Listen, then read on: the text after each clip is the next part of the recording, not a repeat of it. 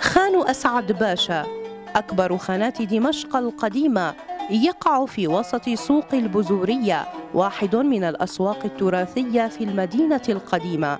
بناه الوالي أسعد باشا العظم بعد 4 سنوات من بناء قصر العظم.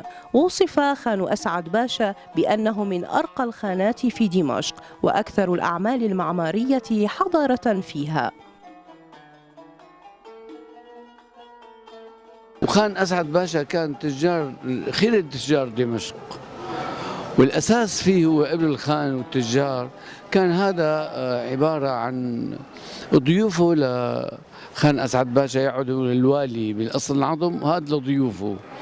الجمال تقعد تحت والمكاتب والغرف يناموا فوق كفندق. اتطورت الأحوال واستلموه التجار على مستوى مستوردين جميع الأصناف مواد غذائية، ويقصدوه من جميع المحافظات، من الدير، من الحسكة، من أبو كمال، من الحلب، جميع المحافظات. وتطورت الأحوال إلى أن الدولة لقت من الأنسب أنه تحط إيدها عليه من نوع من الاستملاك، وكان بده يطلع مشروع فندق وما صار. بعدين تحول إلى بوفيه وخان أثري بيقصدوا السياح، وكثير مقصود يعني من جميع الأقطار. أي إنسان بيجي لهالبلد أولا بيقول لك بدي أصل عظم وخان أسعد باشا. خان أسعد باشا هو واحد من معالم الجذب المميزة والأساسية في مدينة دمشق، وهو عبارة عن معلم تاريخي شيد في القرن 18 الميلادي. يعتبر أحد أكبر وأفخم خانات دمشق التي حازت على جائزة الآغا خان للعمارة. يتمتع بفن العمارة المهيب والتصاميم والزخارف الداخلية العتيقة. خان أسعد باشا بناه والي دمشق من زمان أسعد باشا العظم، مشان هيك إن نسبة لاسمه سموه خان أسعد باشا.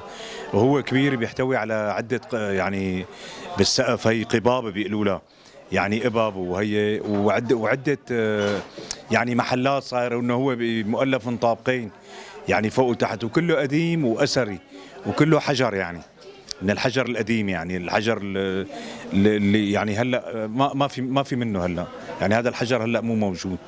وكل الناس يعني بتجي بتأم له من كافه يعني اقطار العالم، اقطار الشقيقه حتى لسوريا، بيقولوا وين انه خان اسعد باشا العظم مشان يزوروه. وبعدين انه صاير واقع بمنتصف دمشق القديمه، هي شغله ثانيه.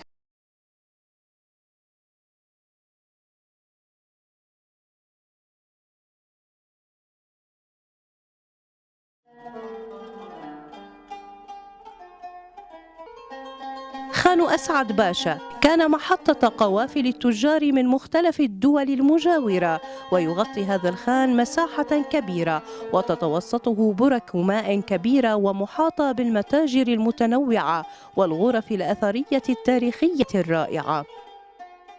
كان يجوا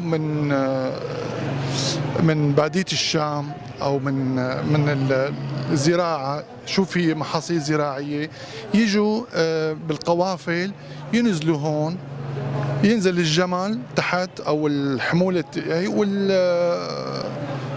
والمزارعين يناموا هيك كفندق. يعني هذا هو الخان، تعريف الخان. معلما أثريا يرتاده السياح ومركزا لعقد المؤتمرات الدولية والنشاطات الثقافية والفنية في سوريا، يقصده الناس لاحتساء القهوة وأخذ قسط من الراحة.